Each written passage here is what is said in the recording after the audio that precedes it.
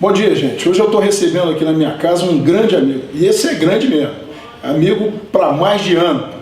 São 28 anos de amizade, né, Paulo? Exatamente. 28 anos de amizade. Nós passamos a adolescência juntos aqui em Brasília. Paulo Satas, meu grande amigo. Ele e o Marcos Satas foram as grandes referências que eu tive como amigos, como família, quando fui adolescente aqui em Brasília. O Paulo hoje trabalha no segmento de eventos junto com a esposa dele, a Carla Satas, e eu estou tendo um grande prazer de te receber aqui. Como é que você está, meu irmão? Tudo bem? Tudo Beleza? bem, graças a Deus. Fala um pouco aí do seu empreendimento, da sua aventura como empreendedor aqui em Brasília. Então, nós temos a Status Produções e Eventos, é uma empresa que nasceu em 99, e naquele momento a gente estava no mercado informal. No ano 2000 nós fundamos a nossa empresa, e hoje já são 13 anos, né, trabalhando com eventos em geral. Quer dizer, 99 foi mais ou menos no ano que nasceu a sua esposa, né, Carla? Não é verdade? Foi quando eu a conheci e ela já trabalhava no ramo de eventos, eu vinha da área de tecnologia, né, da informação, e nós nos conhecemos e começamos a trabalhar juntos desde então. Temos uma história muito grande aqui em Brasília, eu e o Paulo. Você imagina que eu estava voltando do Rio de Janeiro, apesar de ser filho de Brasília, ter nascido em Brasília, fui embora para o Rio de Janeiro acompanhando a família e voltei para cá em 1985. Foi exatamente no ano que eu conheci o Paulo. O Paulo e o Marcos. Éramos 3 colegas lá no Colégio Elefante Branco, fazendo o curso de administração. Eu, ele e o irmão dele, numa sala com 49 mulheres. A gente sofreu pra caramba naquela época, não foi, cara? Fala aí. Foi bem sofrido, né? três homens e o restante de mulheres sofrido isso. Agora, Paulo, me fala um pouco. Eu tenho na minha cabeça uma saudade muito grande da liberdade que a gente tinha naquela época. Nos anos 80 foram anos de referência para o Brasil, né? Anos de referência por causa da música, por causa dos movimentos políticos e tal. Eu sinto muita falta daquela liberdade que a gente tinha na cidade. Tranquilidade, segurança, paz. A gente vivia na rua, né?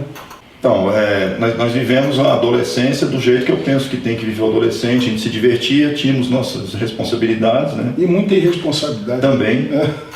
Mas a gente tinha a segurança. Hoje em dia nós não temos mais segurança. Você sabe o que eu achava legal, Paulo? Que naquela época a gente acreditava no país, né? A gente acreditava realmente que era possível a gente mudar a nossa realidade, né? Eu acho que as bandas de rock, Legião Urbana, Cazuza, aquela turma motivava muito a gente para isso, né? Eu lembro de uma frase do Renato Russo que era assim: até bem pouco tempo atrás poderíamos mudar o mundo, quem roubou nossa coragem? A gente acreditava nisso, né? Você acreditava nisso também? Eu sempre fui assim, você sabe disso, né? Eu acreditava demais também, e a música que mais me chama atenção até hoje é Que País é Esse? Porque a gente tinha assim uma revolta, né, daquela época, e em 86 eu tive nas diretas já, coloquei lá minha cara pintada, fui participar, e nesses movimentos que nós vimos agora, eu relembrei dessa época, desse período, e me deu saudade. E a tua filha, Aline, ela foi lá participar? Você acha que ela tem o mesmo engajamento político que você tinha naquela época? Ela tem 23 anos hoje, né, Paulo? E ela não participou, assim como muitos jovens, eles também não estão concordando com o que está acontecendo, mas eles não têm as atitudes que nós naquela época tivemos. Mas me diz uma coisa, naquela época do cara pintado, você sabia o que você estava fazendo na rua? Porque eu lembro que a gente se encontrou lá, né? A gente com cara pintado, a gente estava protestando contra um monte de coisa. Mas você lembra, se você sabia realmente o que você estava fazendo na rua? Vou te explicar por quê. Depois que aconteceram esses movimentos agora mais recentes, as pessoas estão dizendo, estão criticando, os críticos de plantão, estão dizendo que os jovens foram para a rua sem saber o que querem. Eles estão indo para a rua porque estão achando que isso é uma modinha, né? Os jovens estão indo para a rua porque é bacana. Você acha isso mesmo?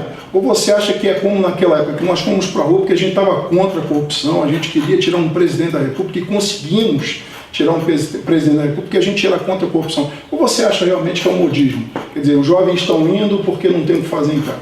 Não, eu não acho que seja um modismo, não. Eu acho que eles estão indo porque realmente eles têm a informação, né? Hoje em dia a gente está na era da informação.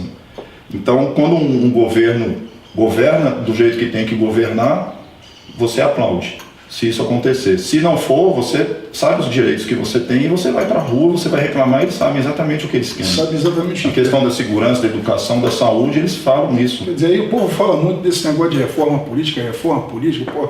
Eu tô, assim, vou te falar com toda sinceridade, a gente é muito amigo, eu tenho liberdade para te dizer isso. Eu estou meio cansado desse papo de reforma política, porque todas as propostas que fazem no Congresso Nacional hoje são reformas eleitorais, nenhuma delas é reforma política de fato. O que o povo quer é saúde, educação e segurança de qualidade. O povo não quer saber de voto distrital misto, o povo quer qualidade dos serviços públicos. Você concorda com isso ou você acha que a gente deve realmente acreditar nessas propostas que estão sendo postas no Congresso Nacional?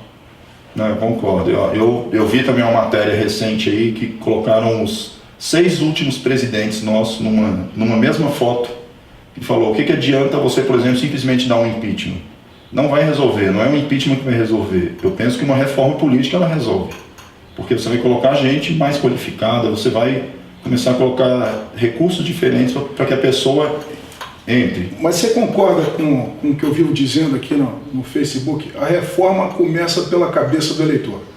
A melhor reforma política que o Brasil pode experimentar hoje é a reforma do eleitor. O eleitor começar a acreditar na mudança e passar a acreditar que ele precisa conhecer política, conversar sobre política, falar sobre política, porque se o eleitor estiver bem preparado, ele vai colocar a gente preparado para governar o país. Você acredita nisso? Eu acredito e eu acho que todo mundo no Brasil conhece um pouco já de política. A gente conversa muito com amigos, né, em roda de amigos, todo mundo sempre sabe alguma coisa de política. Às vezes não sabe exatamente da forma que está acontecendo, mas todo mundo sabe um pouco de política. Você está satisfeito com a representação que você tem em Brasília, com a representação que você tem no Congresso Nacional? Para aqueles que não sabem, Brasília tem 24 deputados distritais e tem 8 deputados federais, cada um com a sua função predeterminada pela Constituição Federal. Mas você, como empresário, como filho da terra, você é filho de Brasília, sua família é de Brasília, sua filha é de Brasília, sua esposa é de Brasília, você é empresário, empreendedor em Brasília, você está se sentindo representado? Você acha que você está bem representado na Câmara? Bem, não tem como estar satisfeito, né? Porque nós que temos uma empresa, a gente sabe da responsabilidade que é também que a gente tem de colocar pessoas para trabalharem. E quando você põe um profissional para trabalhar, você não tem praticamente incentivo nenhum do governo para que essa pessoa você possa pagar bem, possa capacitar melhor o profissional. Então não tem como a gente tá satisfeito no nosso ramo específico, não. Mas, por exemplo, eu te pergunto assim, em relação à questão da saúde, da educação e da segurança, você acha que a Câmara Legislativa de Brasília faz o seu papel? Você acha que o governo está indo bem, que ele está agindo bem em relação a esses 3 tópicos, que é o que a sociedade tem pedido nas ruas? Também acho que não fazem, deixam muito a desejar, porque prometem na época de campanha. E quando eles entram, você não vê o investimento acontecer, você não vê a mudança, né? Eu vou investir tantos bilhões nisso. Quando você vai ver o dinheiro desviado, teve agora recentemente isso no estádio agora que fizeram. 1 bilhão e não sei quantos milhões aí, mas diz que ia ter 2,5 bilhões para a saúde, ninguém falou disso. Diga-se de passagem, Paulo, 1 bilhão e 700 milhões de reais só em Brasília. O total foi de 38 bilhões de reais investidos em estádios de futebol. Quer dizer, se 10% disso, menos, se 5% disso tivesse sido investido na saúde do DF, talvez a gente tivesse com hospitais mais equipados e médicos mais qualificados, e o governo ia ter que inventar uma história de importar médicos de Cuba, né? Pois é. Eu não sou contra você investir até no estádio, no esporte em si, eu não sou contra. Desde que, pelo menos essas necessidades nossas de educação, de saúde... Se não faltar para um lado, você pode investir. Exatamente. Agora, se já estivesse funcionando e você investir, não tem o mínimo problema. Então, nos países desenvolvidos, você fazer isso, que já tem toda essa estrutura, tudo bem. Mas no Brasil não, porque tirou realmente o recurso dos setores que são necessários para colocar para lá. Pois é, gente, hoje eu estou muito satisfeito de receber o Paulo, porque o Paulo, apesar de ser um grande amigo meu, talvez tenha sido um dos amigos mais resistentes com política que eu tenha conhecido. E hoje ele discute política o dia inteiro, com os amigos, com a família. Paulo, quero te agradecer a tua presença aqui. Você sabe que você é meu irmão, a casa está aberta para você, sempre que você quiser, venha para cá. E a gente faz isso. Você me conhece só há 30 anos e você sabe que tem 30 anos que eu só falo sobre política.